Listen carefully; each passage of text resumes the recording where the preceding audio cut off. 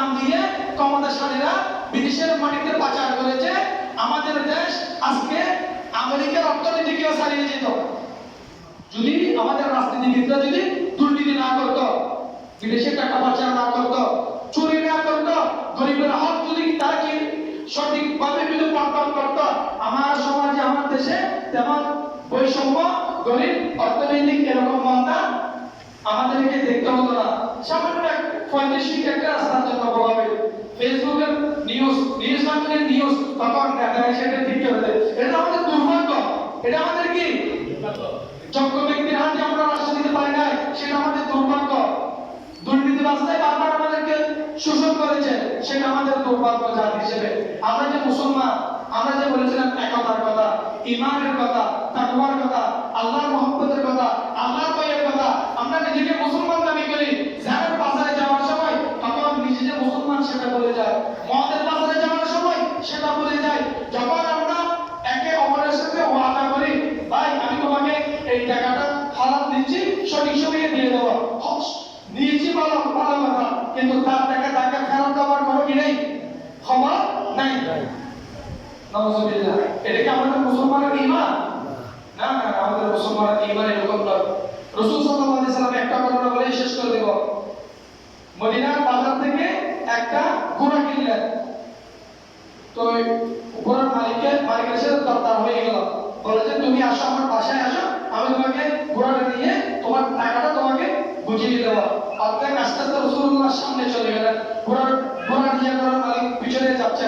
তখন মাছ বলতে আত্মীয়জন ব্যবসায়ী বলল, তুমি ঘোড়াকে বিক্রি করবে? সে বলল হ্যাঁ হ্যাঁ বিক্রি করবো। বলে যে ঘোড়াটা খুব সুন্দর, আমাদের পছন্দ হয়েছে, আপনাকে বল। তখন রাসূল সাল্লাল্লাহু আলাইহি ওয়াসাল্লামকে ডাক দিলেন ওই ঘোড়ার মালিক, আপনি কি ঘোড়া নিবেন কি নিবেন না? আচ্ছা এটা একটা প্রশ্ন করি, রাসূল সাল্লাল্লাহু আলাইহি ওয়াসাল্লামের সাথে তার সাথে ঘোড়ার দরদাম সবগুলো হওয়ার পরেই তো সেই ঘোড়া নিয়ে রাসূলের পিছনে যাচ্ছে, যে বলতে কি না? তাহলে ঘোড়াটা রাসূল সাল্লাল্লাহু আলাইহি ওয়াসাল্লাম কিনছে কিনার সম্পূর্ণ একেবারে কথাবার্তা হয়ে গেছে।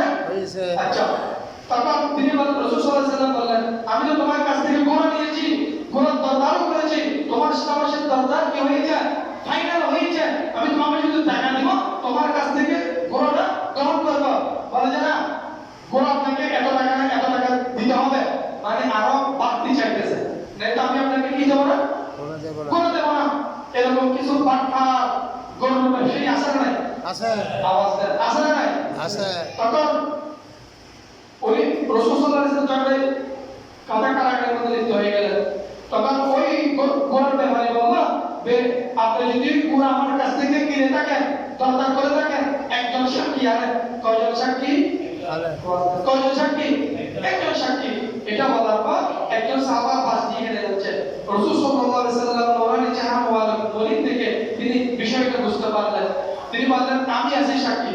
ওই সাহাবা সুবহানাল্লাহ, আমার সাথে মদিনার বাজারে আমার রাসূলের সাথে ঘোড়া নিয়ে একবারে ফাইনাল দরদার হয়েছে, তুমি ঘোড়া দেওয়ার জন্য রাসূলের দরবারে যাচ্ছ, রাসূলের দরবারে যাচ্ছ। সুবহানাল্লাহ। তখন রাসূল সাল্লাল্লাহু আলাইহি ওয়াসাল্লাম ঘোড়াটার সম্পূর্ণ কাজ শেষ করে প্রশ্ন করলেন, সাহাবা তুমি এই সাক্ষ্য কেন দিয়েছিলে? আমি যখন তার সাথে ঘোড়া নিয়ে কথা বলতেছিলাম তখন সেখানে তো কেউ ছিল না। ইয়া রাসূলুল্লাহ, আপনি জীবনে কখনো মিথ্যা বলেন নাই। সুবহানাল্লাহ। আপনি জীবনে কখনো ওয়াদাভঙ্গ করেন নাই। সুবহানাল্লাহ। আপনি জীবনে কখনো আমানত খিয়ানত করেন নাই। সুবহানাল্লাহ। ইয়া রাসূলুল্লাহ, সেই আপনাকে মিথ্যা তুহমত দিচ্ছে, আমি কিভাবে সেটা সহ্য করব?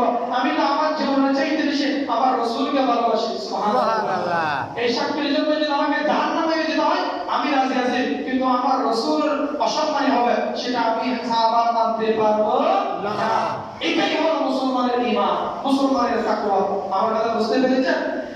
সততার মধ্যে থেকে, তাকওয়ার মধ্যে থেকে, ন্যায় এবং ইনসাফের মধ্যে থেকে আমরা পরিবারের জন্য, সমাজের জন্য, প্রতিবেশীর জন্য, দেশের জন্য কাজ করব, কিন্তু মুনাফিকগিরি করব না, দালালি করব না।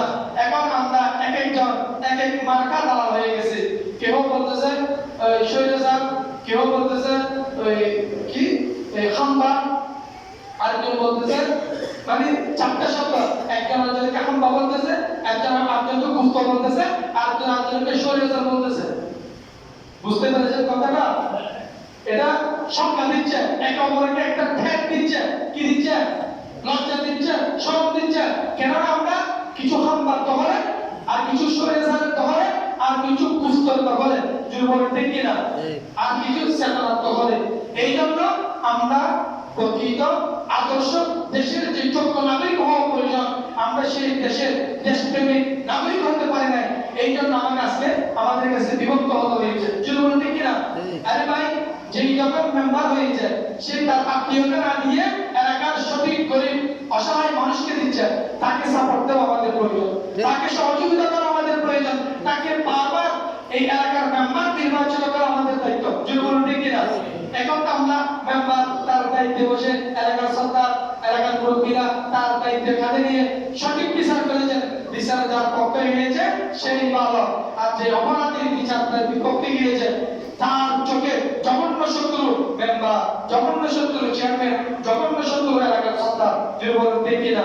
এটার নাম মুসলমান না, এটার নাম কি নয় মুসলমান না। মুসলমান হলে আমি ভুল করেছি, আমার ভুল হয়েছে, আমার ভুল আমাকে মেনে নিতে হবে, এটা আমার ভুলের কারণে আমাকে এত কথা শুনতে হয়েছে, আমাকে অপমানিত হতে হয়েছে, সেটা আমাকে মেনে নিতে হবে। মেনে নেওয়ার নামই ইসলাম, মেনে নেওয়ার নামই কি ইসলাম।